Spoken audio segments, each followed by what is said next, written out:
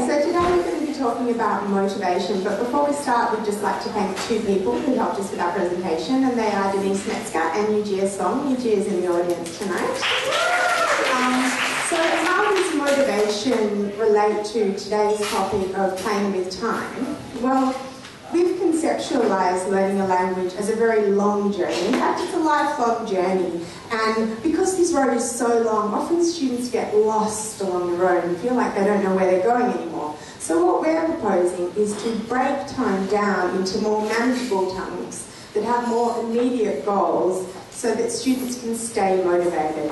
So you'll see in the next slide that the road doesn't have to be long and without a finish. It can actually be broken down into a series of short paths that have a series of yes moments or successes along the journey. We've all learnt something in our lives, be it an instrument or a language, and I think we can all relate to that feeling of plateauing, of feeling like we're not learning anymore, we're not getting better, and our students often say to us that they feel frustrated when they feel like they're not improving. And today we're going to offer some tips for how to help students through these moments and re-motivate them.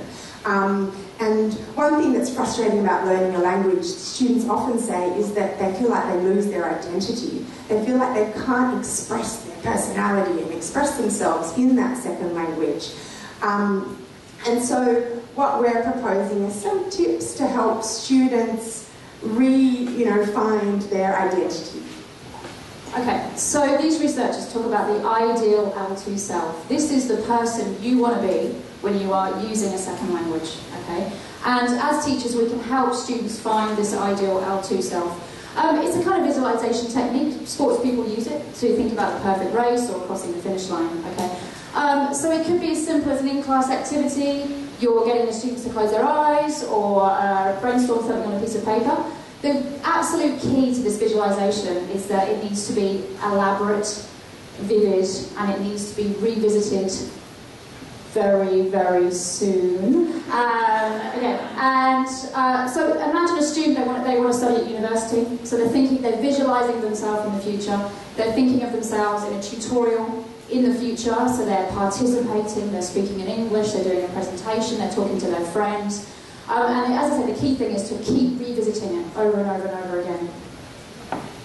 So Jeremy Harmer says that long-term goals are really important when you're learning a language, but that these can often seem too far away and like a mirage in the desert. So our job as teachers is to help students create shorter-term goals which can act as stepping stones to reaching those long-term goals. So they're more immediate. Imagine a student says to you, I need to improve my speaking. This is a really broad desire. But as teachers, we can help students break this down into more manageable, immediate chunks. So you could say, for example, this week, go to conversation clubs 3 times and ask your partner a follow-up question every time you have a discussion with them. They're your goals for this week. Okay, so some activities that you can use in class. So I've used the class before. Basically, it's talking about goals, short-term goal setting. That's the key thing here.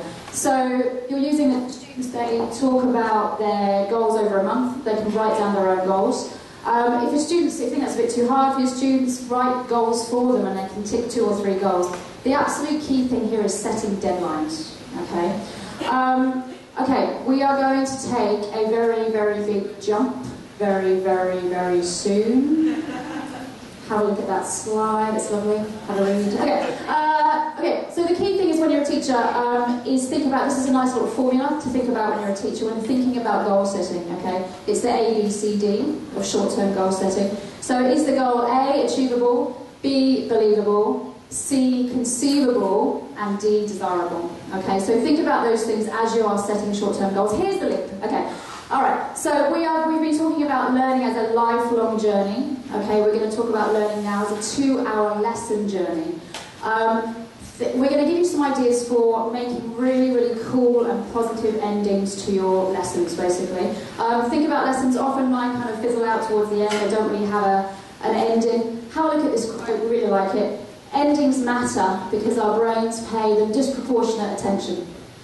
Medical researchers report that a long, painful experience that ends with some comfort is remembered as being much better than a short, comfortable one that ends in pain. Okay? Sophie's going to give you some.